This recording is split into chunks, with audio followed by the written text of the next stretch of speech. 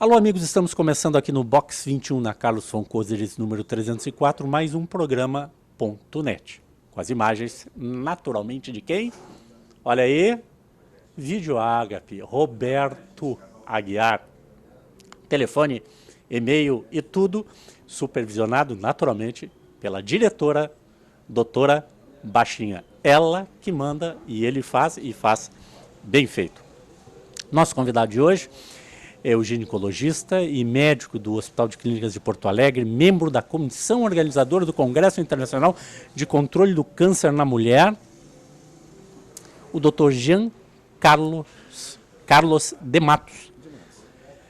E nós vamos falar sobre o câncer na mulher, e já começando o programa com duas grandes sacadas publicitárias, que eu acho assim, o marketing é importante na saúde, né?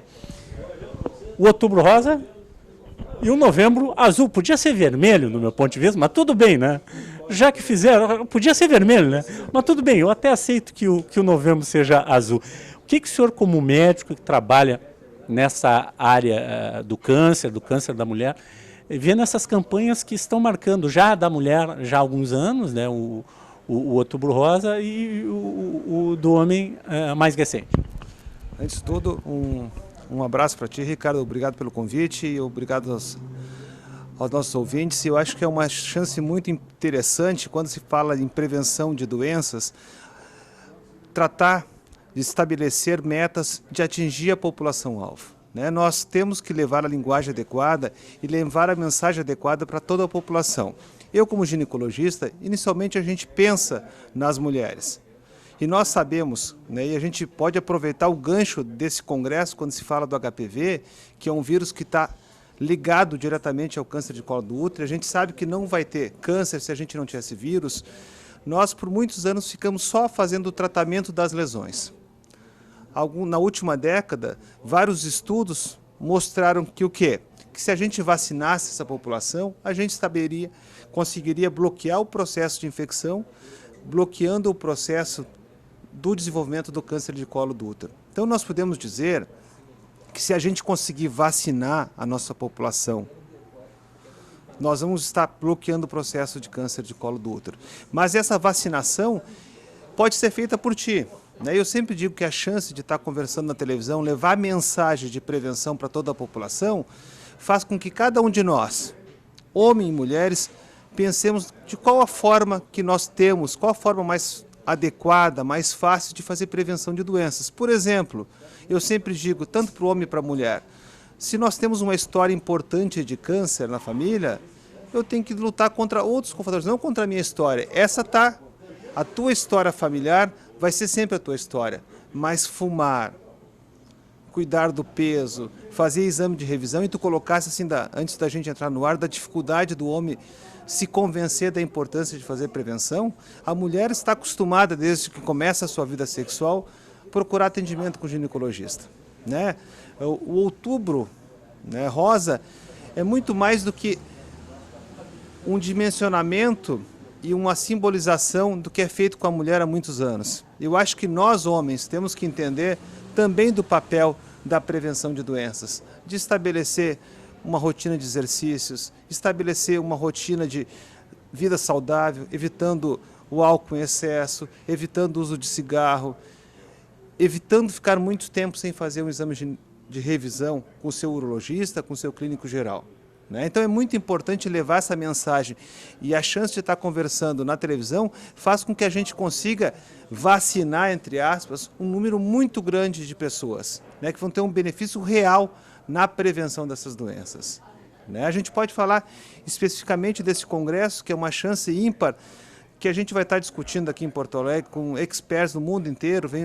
Nós temos nesse congresso, que é organizado e presidido pelo Dr. Paulo Naldes, a presença de membros da Federação Internacional de Colposcopia, do Ministério da Saúde, e nós vamos estar discutindo aqui em Porto Alegre maneiras de estabelecer como é que vai ser feita a vacinação daquela população que é mais vulnerável, que vai ter mais benefício de receber vacina contra o HPV.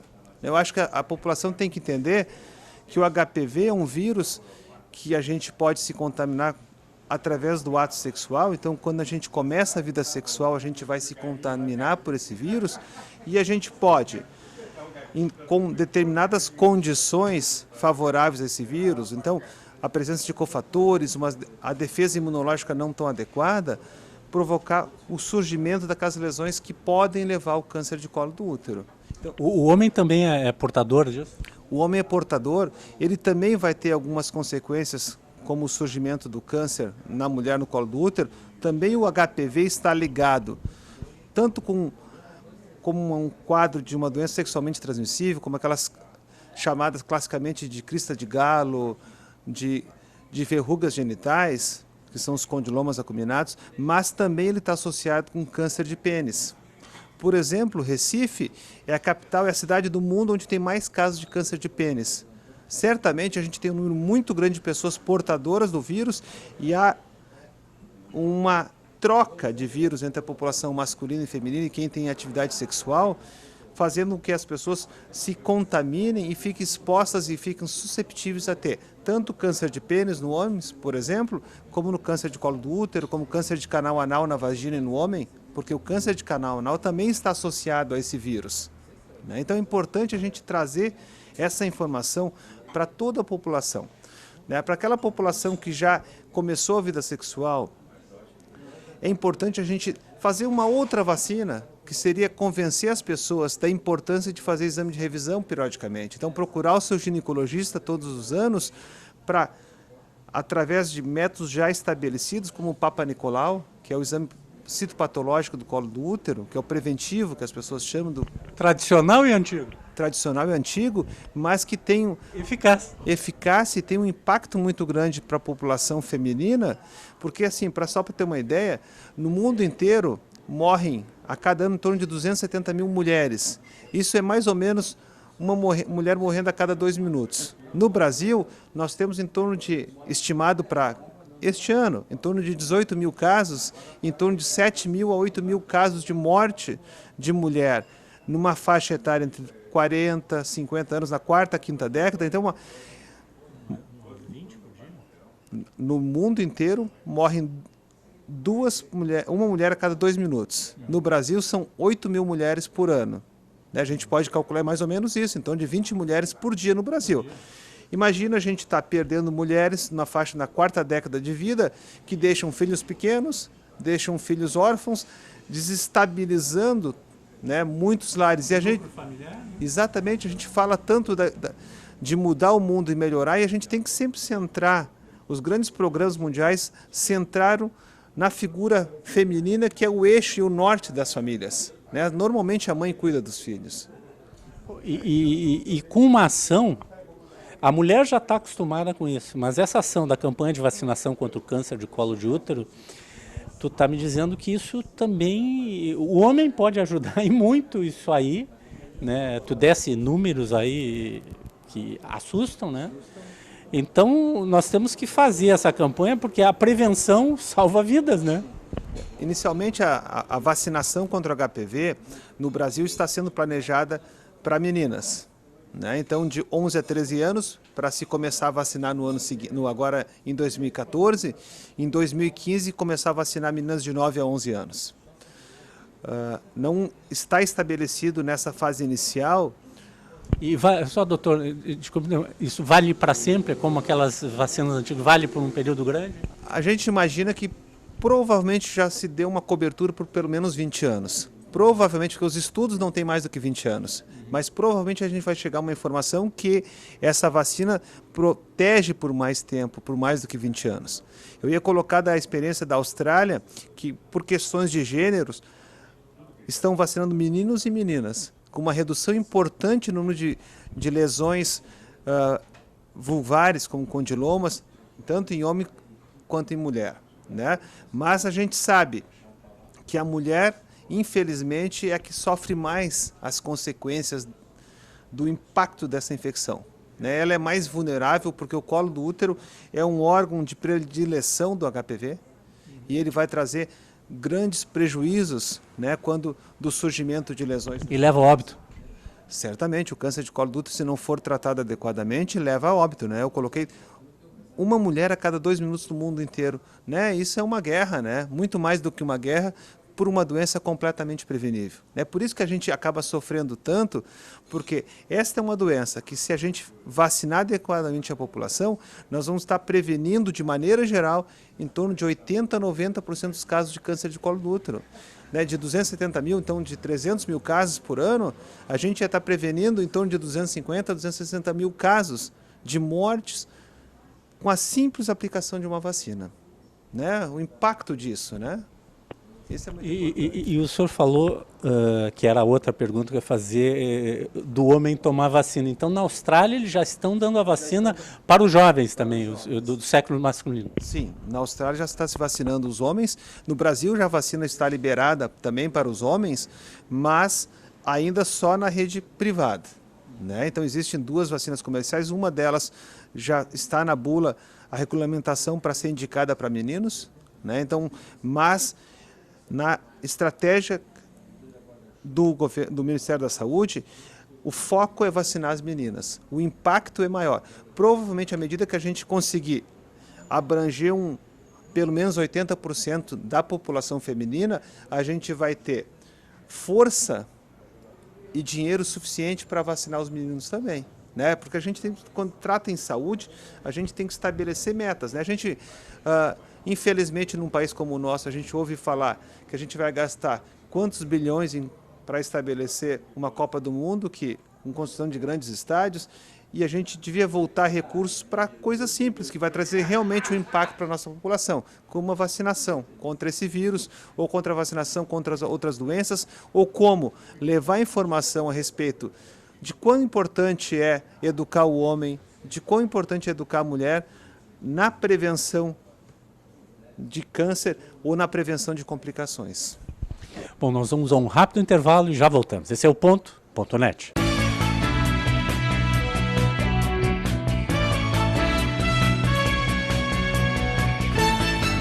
Venha conhecer o Box 21, um ambiente aconchegante, onde o melhor da gastronomia espera por você. Saboreie o delicioso filé à parmegiana e o sanduíche aberto Box 21. Conheça a bacalhoada, uma das tantas atrações do Box 21. Filés, peixes, vinhos, petiscos e, é claro, um chopp bem gelado. Ah, e tem sobremesas caseiras também. A melhor opção para o seu happy hour. Traga seus amigos. Venha com sua família. Box 21, Rua Carlos von Koseritz, 304, em Porto Alegre. Reservas pelo telefone 51 33 25 51 21.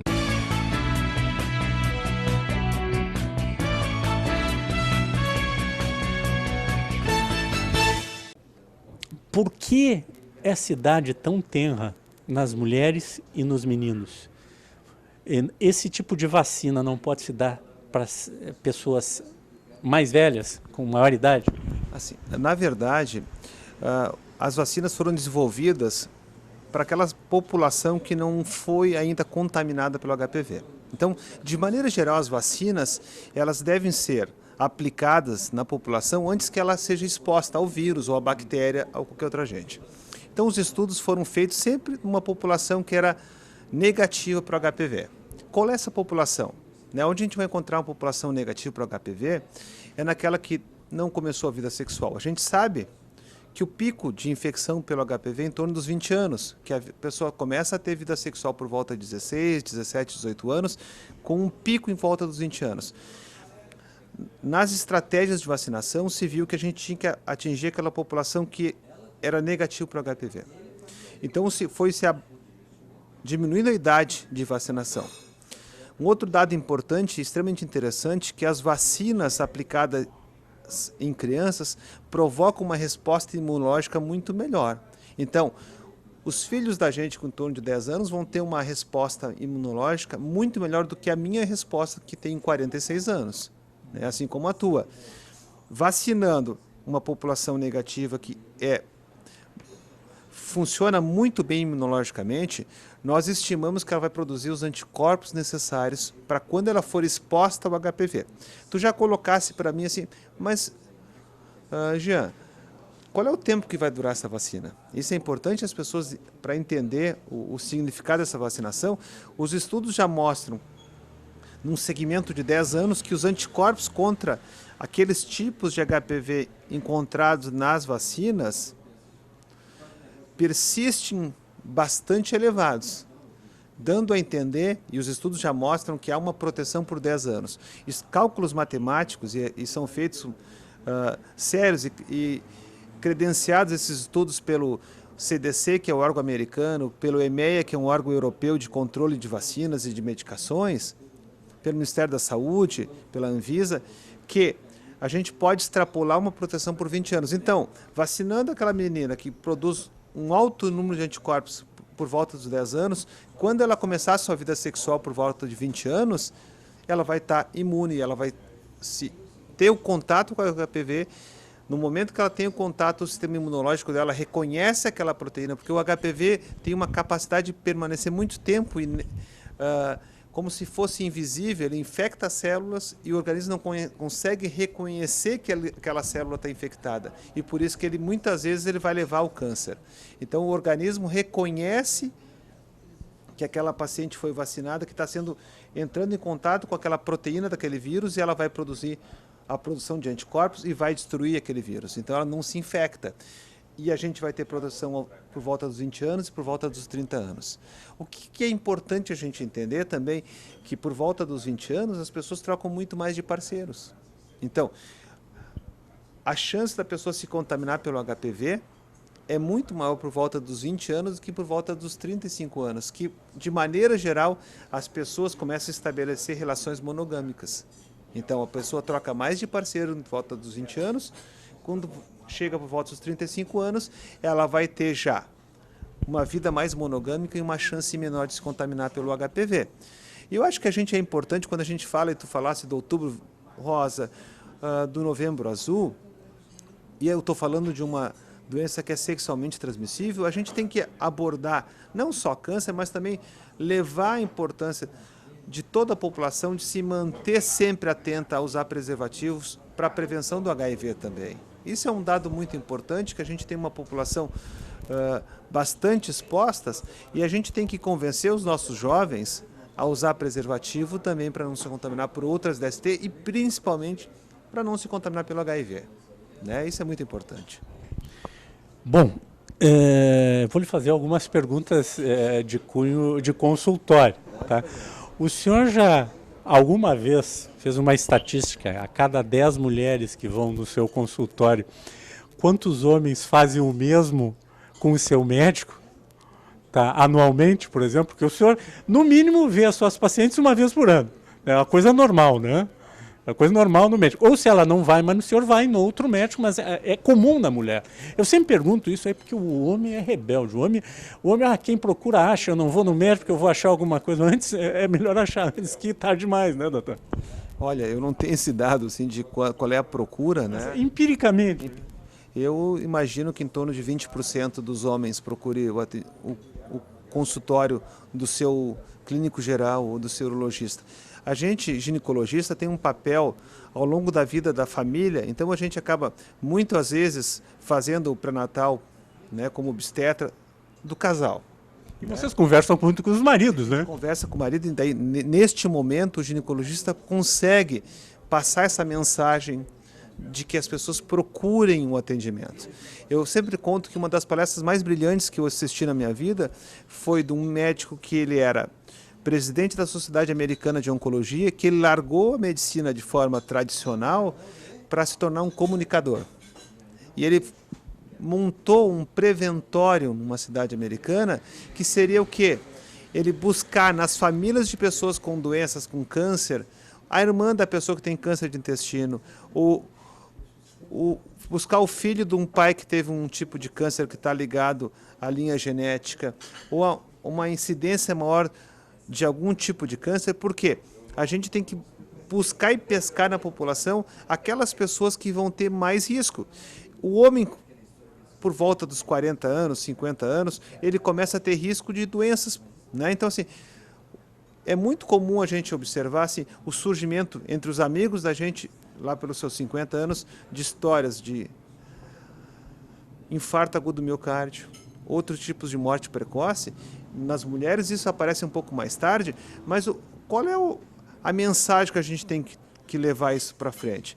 Que a gente, por volta dos 40 anos, a gente tem que fazer exames de prevenção, procurar um cardiologista, avaliar se está com sobrepeso, para avaliar a pressão arterial, porque esses dados, ou a presença de um diabetes ou de outras patologias que pode levar a um câncer um pouco mais tarde, né, um câncer de intestino, um câncer em algum outro sítio, mas por volta dos 50 anos também de uma doença cardiovascular, que muitas vezes deixa muitas pacientes também sem parceiros, por uma morte que é evitável. Eu sempre digo assim, existem mortes que a gente não consegue evitar, né? Que a gente não consegue fazer nada. Aquelas que a gente pode tomar alguma atitude, como dizem os jovens, é muita radiação, né? Muita radiação. A gente tem que aprender a evitar algumas coisas. Isso é importante. O que a gente pode prevenir, isso sim, cabe a cada um de nós. Não só médico, mas a qualquer pessoa, né, a procurar atendimento médico. Né? Por que eu não procurei o atendimento médico? A gente não tem que pensar só no azar. Né? Ontem eu brincava com a minha filha da ida para o feriadão para a praia e eu disse, não vamos nessa hora a estrada vai estar muito cheia. Né? Daí a gente escolheu um outro momento e eu brinquei, filha, isso foi juízo. Não, pai, isso foi sorte, eu brincando. Mas eu joguei no dado para ver se era sorte. Eu volto ou vou? Não, tu não jogou. E ela brincava comigo, não, pai, isso é sorte. Não, isso é juízo. Né? Então a gente tem que levar essa mensagem para frente de que existem ações que nós somos responsáveis. Né? Nós somos eternamente responsáveis pelo que a gente traça para a vida da gente. Né? Então, assim, qual é o tipo de vida que eu estou adotando? Qual é o tipo de cuidado? Será que eu estou fumando? Será que eu estou fazendo um exame de revisão periódico? Né? Daí sim, uma eventualidade de alguma doença muito grave, por exemplo, um câncer de pâncreas que tem uma mortalidade muito alta, isso é azar a gente ter um câncer de pâncreas. Mas câncer de intestino, que a gente pode fazer uma colonoscopia com 50 anos, é azar. É falta de cuidado. De prevenção. Ou o exame preventivo do câncer de colo do útero. Isso sim, é desleixo. Só para te entender, tu colocaste no aneurisma, os estudos mostram que das pessoas que morrem de câncer de colo do útero, 50% não fez nenhum preventivo ao longo de sua vida. E a outra metade desses 50% fez um há mais do que 5 anos. Então, ficou pelo menos 5 anos sem nenhum cuidado ginecológico, sem nenhuma chance de que aquela lesão inicial pudesse ser detectada e tratada às vezes com uma cauterização, com a passagem de uma alça de frequência, de alta frequência que tira um pedacinho do colo do útero feito a nível ambulatorial que a pessoa faz e vai embora no mesmo dia no hospital. Não tira o útero, a pessoa não pode continuar tendo seus filhos, não vai morrer por essa doença. Né? Assim, a simples prevenção traz um impacto tão importante na vida das pessoas. Aí sim a gente pode dizer, isso é juízo, isso é se cuidar. Né? Sorte é a gente ficar jogando sempre, eu não vou fazer nada porque não vai acontecer comigo. Às vezes acontece. Pois eu vou falar de uma coisa que todos sabem, eu vivo falando aqui. Eu sou diabético e a diabetes mata a gente. Nós temos no Brasil, com uma população de 200 milhões de habitantes, por certo, 15 milhões de brasileiros são diabéticos. Né? E esses brasileiros, muitos deles não fazem absolutamente nada. E daqui a pouco, quando ele vê, ele está sem um pé, uma perna, está cego, né? Perde o seu rim, tantas outras coisas, né, doutor? Exatamente. Né? Então, assim, são dados importantes que é do dia a dia de todos nós. E a diabetes é tão fácil de tratar, né? A gente pode cuidar, a maior parte dos diabéticos, com a simples adoção de uma alimentação adequada, já muda o perfil daquela pessoa e faz com que ela tenha um nível glicêmico adequado e não vai provocar os danos que a gente tem no rim. A medicação é toda gratuita? Né? É gratuita, você pode pegar num posto de saúde e traz um controle muito adequado.